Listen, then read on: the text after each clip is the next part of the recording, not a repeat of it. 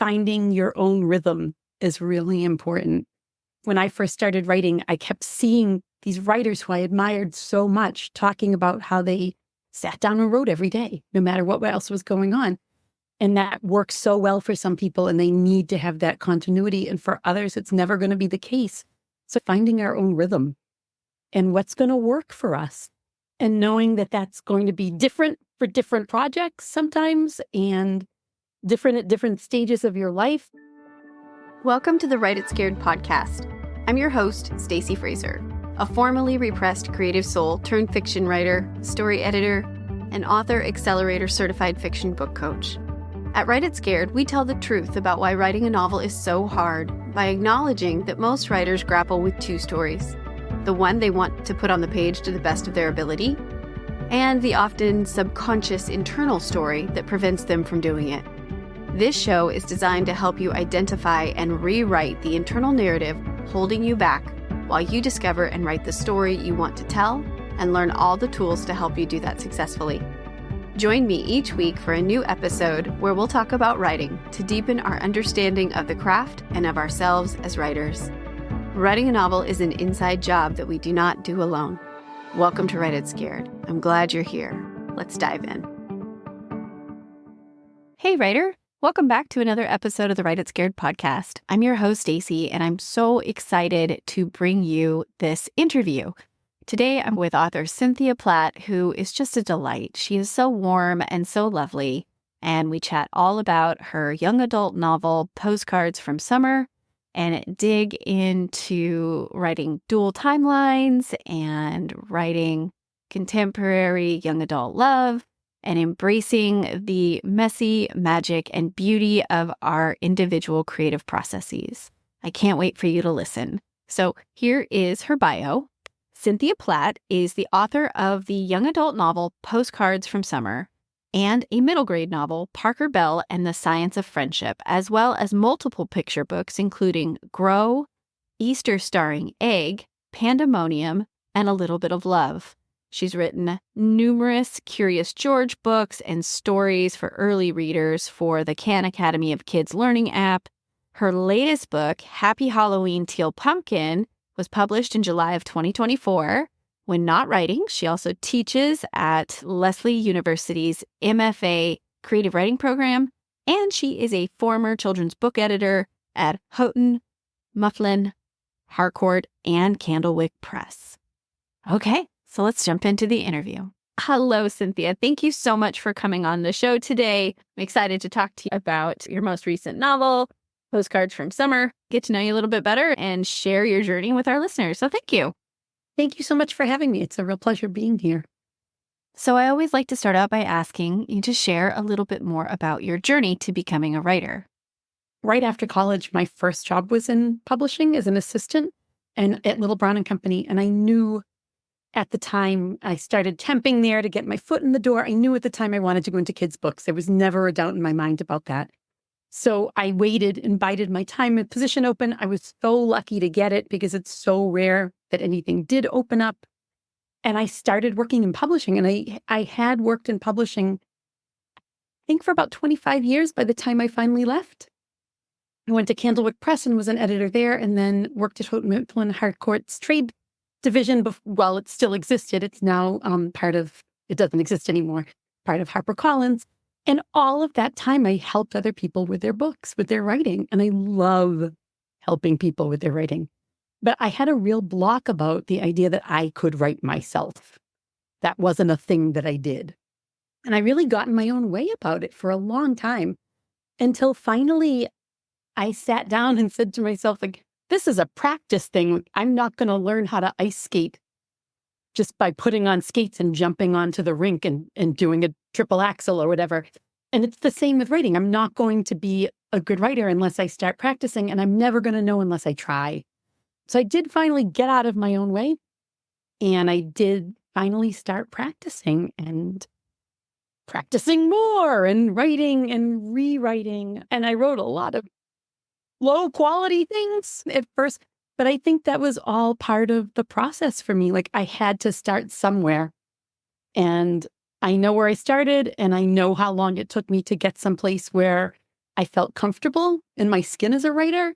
And I just feel really lucky at this point that I have had books published and that I am part of a wonderful community of writers and that I let myself try something different and try something new and stop hindering my own progress forward, which I think we all do. And I did in spades at the time. I think so many of us can relate to that. I know personally I can. I held myself back for a really long time, believing that I wasn't a creative person. Like, that was wonderful and I loved it and I admired other people who were. I envied other people who were, but I didn't think I could be. But I didn't know because I wasn't trying. So I had to kind of get over that hump and start trying. And you're right. So tell me what you love about it. You were an editor first and you worked in the publishing world and then you transitioned over to being an author. So tell me what you love about the writing. What is it? So I guess for me, I've always been a reader and a pretty avid reader. As a kid, I was that kid who always had her nose in the book, the kid who snuck a book into class and was reading when I wasn't even supposed to. I was that kid. And it always seemed like magic to me. You would discover these stories and this whole world would open up and it seemed like magic. And I think that it hasn't lost that for me at all. It's just that I'm trying to do that for myself now instead of just, not that I don't read all the time, because Stacey, I really do. But I think there are still moments that feel magical about it to me. And I really feel, again, very lucky that I write for so many different ages of kids. I have, my first YA novel, Postcards from Summer, was published, but I've written a young middle grade novel. I've written a lot of picture books, board books, Curious George books, you name it. I've written it at this point across age groups. And it's so wonderful to be able to experiment with writing for different age groups. It's wonderful to sit down and try to puzzle through a picture book in a very different way than it is to sit down and puzzle through a novel told in two verses across time periods set in the same place. So it's all really challenging and sometimes very frustrating.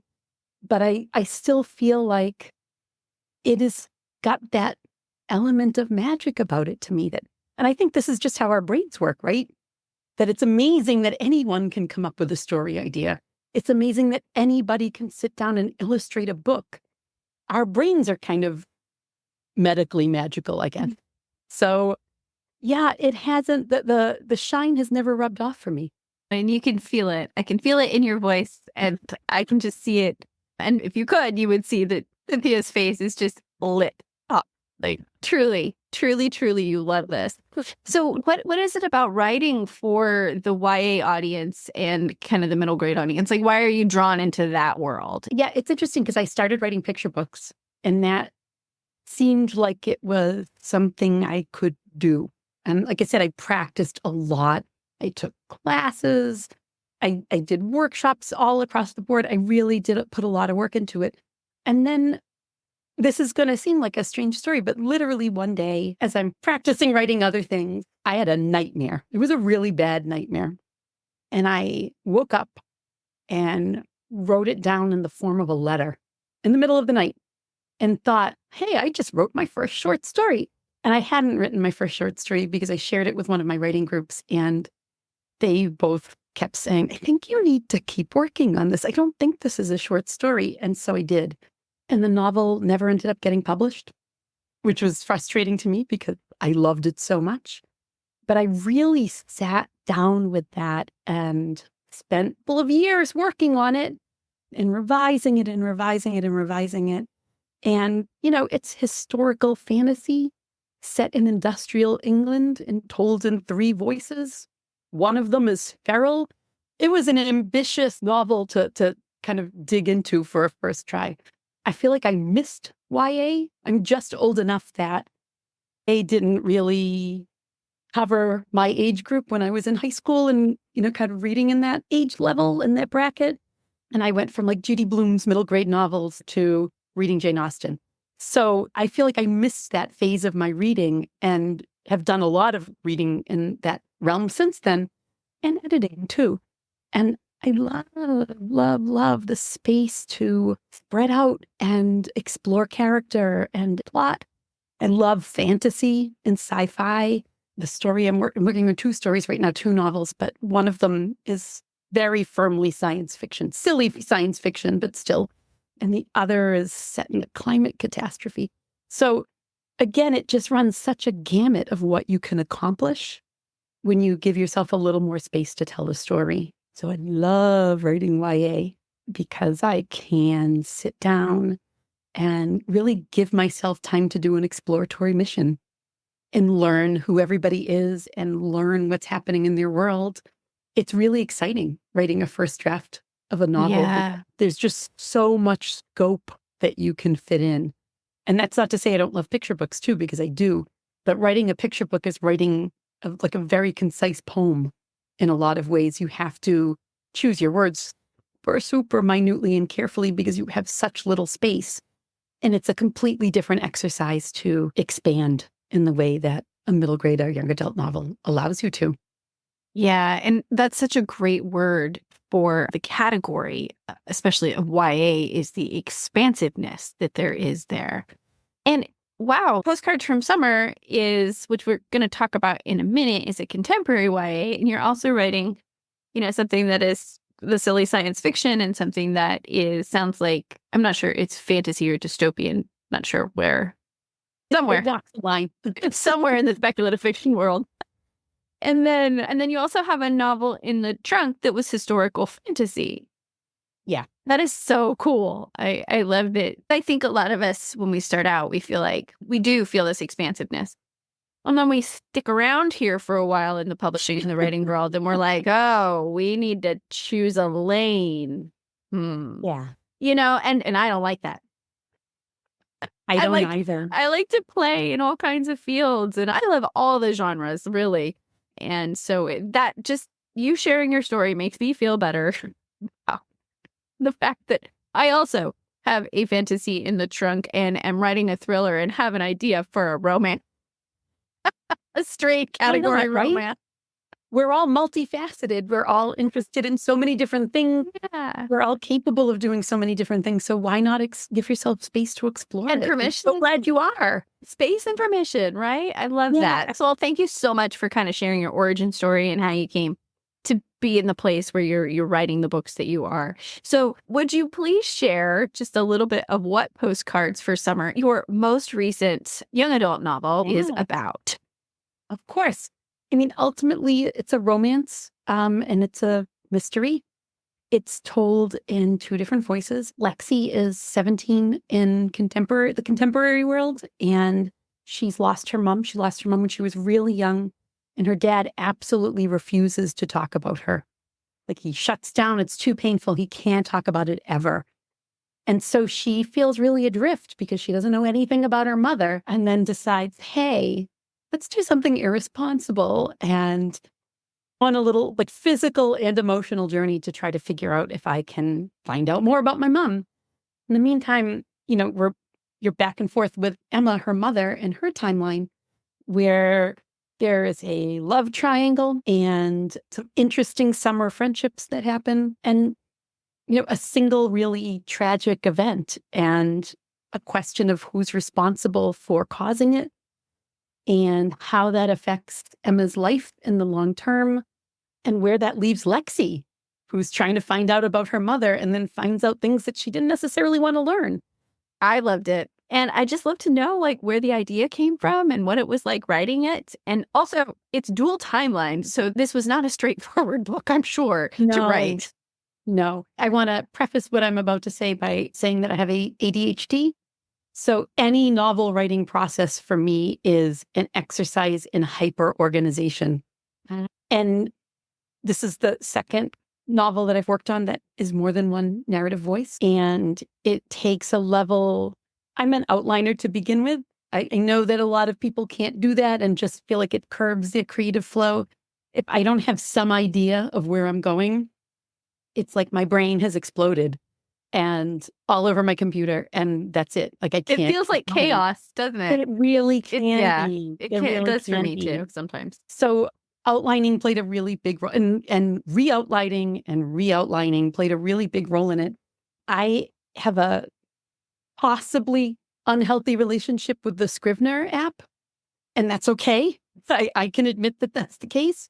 I don't function well without it when writing something longer.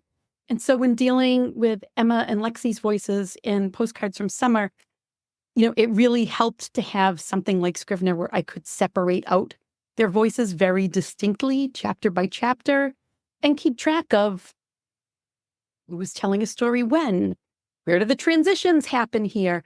I think if I had been doing this in a Google Doc or Pages or Word, I don't think I could have done it, to be really honest with you. I really needed that separation and organization.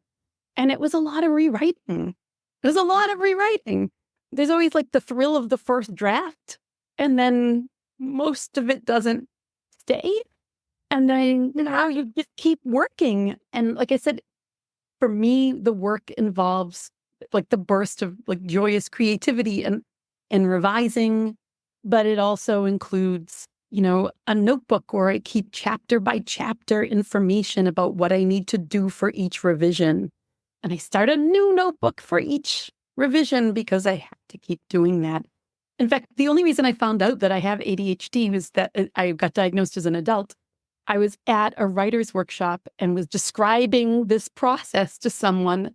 And she said, "Oh, you have ADHD too." And I said, no, that's not true. I absolutely do not. And other people were chiming in saying, "You should maybe look into it because it sounds like you do."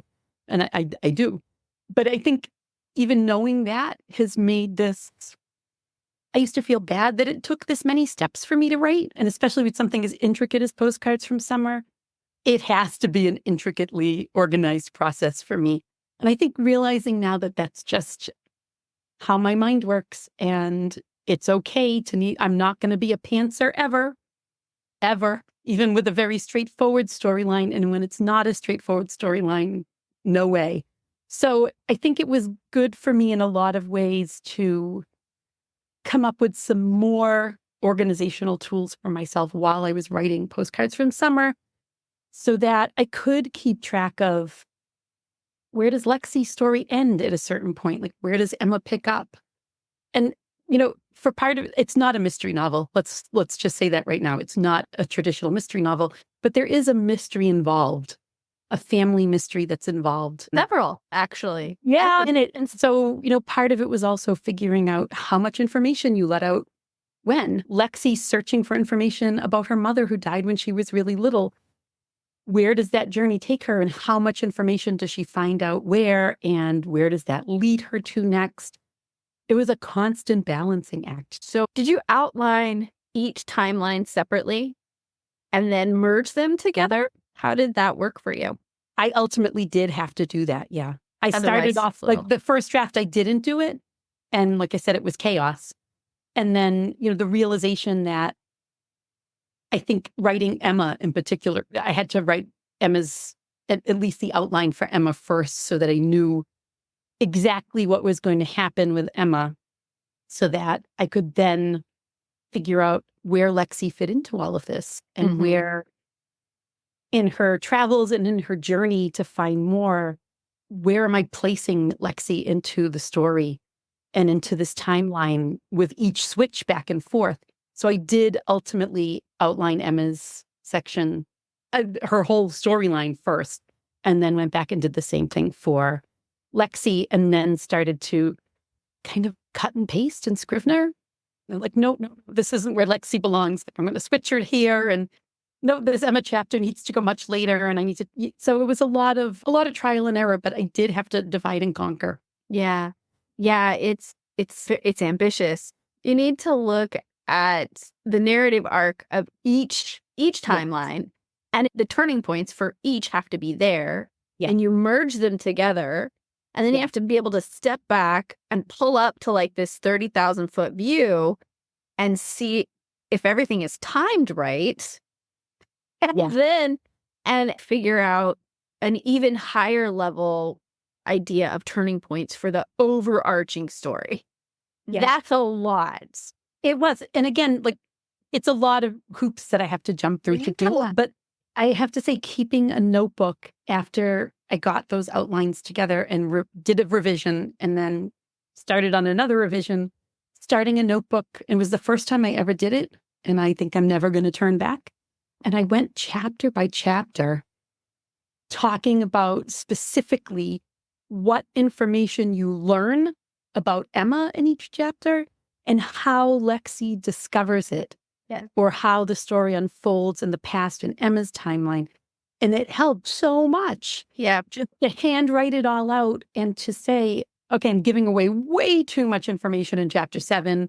I need to dial this back, or like I'm being really, really, really obscure and no one is going to understand what I'm even talking about because I'm trying so hard to hide information. So it did really help to break it down into pieces and then put it all back together again. Yeah. Thank you for sharing that. I'm sure somebody's out there right now writing a dual timeline, pulling their hair out. Is going to go, this is really helpful. Thank you. We don't talk a lot about, writing neurodivergent in some way, because it can have its own, like I said, there are a lot of hoops that I have to jump through, and that's okay. It was good realizing it about myself. But I, for a while felt really bad about the fact that I kept talking to people who were like, get your butt in your chair every day and you write every day. And I can't do that. Like there are days where it flows and I could write for 11 hours straight. And there are days where there's nothing in the tank. Yeah. And that organizationally, like a lot has to be done before the tank gets filled again. So I think it's just good to acknowledge that our processes can be wildly different. And right. Okay. And I think it makes the beautiful point of, in order to accept yourself, you have to know yourself. Absolutely. And so, right. So comparing to whoever we're comparing to, that's helpful. No, it's not. We all do it. We all do it. It's human nature, but it's not helpful. And so when we can dial it in, and I guess when we can just step back and observe ourselves, like, are we doing that? Are we not doing that? Yep. But I love what you share is that the more you grew to understand you as a person, the more accepting you were of the process that you now embrace, instead of being like, oh, I have to do it this way. This is, like, that's not me. Let me open Scrivener and reorganize everything. No, I love it now. Right. So it's maybe it may not be an unhealthy relationship with Scrivener. It may be a healthy relationship for you. Right. So a big part of this podcast is dedicated to telling the truth about why writing a novel is really difficult. And by, bringing that into the light, it will help people create more empathy for themselves as writers. And then we'll have more stories in the world because more people will stay with it. So I'd love to ask you if you could share a time when the writing's gotten really hard, when you struggled, what it was like, and what helped you move through. So I feel like I'm in it right now. At that time period, had a lot of family health issues over the past 12 months and much more recently. So it's been one of those times where life has, like, an all cap, bold with exclamation points, interrupted everything. And that happens, right? It happens to all of us in big and small ways. Work becomes overwhelming and we have too much to do. Parenting becomes overwhelming, taking care of parents and older relatives. Like, we all have our stuff, right? Our own health issues, our family health issues. So I feel like I got to a point a few months ago where I was like, well, nothing's getting done. And I don't know what to do about it. And it's been really good I have 2 different writing groups that I'm part of. One meets just in the morning before work. So we get together on Friday morning and we hop on Zoom together and we try to keep each other accountable and write. That has been surprisingly good for me, not just because I love the 2 of them and I love to see them every Friday morning, but it's been really good for me to say, it doesn't matter what's going on. I'm setting aside this time. And that's it. And my other writing group meets at night, also on Zoom, and is a much bigger group of really fascinating women who have such different perspectives on the writing world. We're all different ages. We're at different places in our lives. And they're just such an immense support that you feel like, all right, I'm going to skate through this hard part and it's going to be okay. But for a while, I was like, you throw up your hands. What are you going to do? So I think I was at a writing conference once, and it was a romance writing conference, if I'm remembering correctly. And, you strike up conversations with all kinds of people at these conferences. It's amazing for that reason. But she had been going through a hard time, and she hadn't written in like 2 years or something. And she was talking about giving yourself grace. And I was like, oh, light bulb moment. Like, we do have to. And I teach in an MFA program at Lesley University. And I tell my students that a lot too, because they're always under deadline. They're always there's always a push to create work because that's how school works. Even if it's an MFA program and you're working on creative writing, you're working up against deadlines. And sometimes stuff happens and you have to take a step backward and say, That happens. it's okay that this happened because it's just life. And that's what happens to all of us. So I think the idea of grace has really stuck with me. I love that. Yeah, lives. I love that. Life. That's a good way of looking at it. It'll never stop. There's this quote that a friend of mine shared with me years ago. It says, acceptance is the answer to all my problems today. Yeah. And I hate that. I know. Right. So I love your response. Is just surrounding yourself with supportive community and giving yourself grace, because we're only human. We can only do what we can do. Right? And I have to say, this past year has also given me my new favorite mantra. That's not a today problem. When there are really immediate things that are going on, sometimes things are not a today problem. And I was never good at doing that. Everything would just crash in at once. And I would be like, and I have to do this, and I have to do this, and I have to do this. If there is a positive thing that has come out of this, it's the perspective of not all of this has to happen at one time. Wow. I'm writing that down on a Post-it. I'm stitching it on a pillow. I'm going to put it on my hat. That is not a today problem. It's not a today problem. And I only started saying it because at the time, and I've told you this before, my husband was having a lot of health issues. And I'm like, okay, well, we're just dealing with right now. There's nothing else that we can deal with. And once I got to a point where I was comfortable with that, simply because I couldn't do anything else, it got easier to say, I'm going to let go of this for right now. I know it's going to still be there, but it's not something that I'm going to deal with right this second. And sometimes that writing a chapter, like a revision of a chapter that I'm like, today can't be that day. And tomorrow can be. But it's not going to be a today problem because today's problems are very immediate. And that's okay. When that happens, it's okay. Thank you so much for sharing all about your book and about your process and about coming to terms with how you have stepped into your process as a writer. What would you say your wish for your fellow writers is? What would you like to impart to them? Yeah, absolutely. I feel like that's always a tricky question because advice is never one size fits all, right? But I think finding your own rhythm is really important. Again, when I first started writing, I kept seeing these writers who I admired so much talking about how they sat down and wrote every day, no matter what else was going on. And that works so well for some people, and they need to have that continuity. And for others, it's never going to be the case.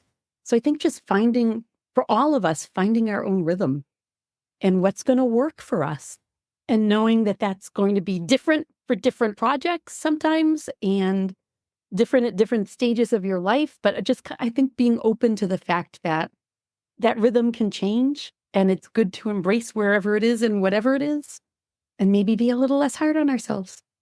Oh, that's beautiful. Thank you so much.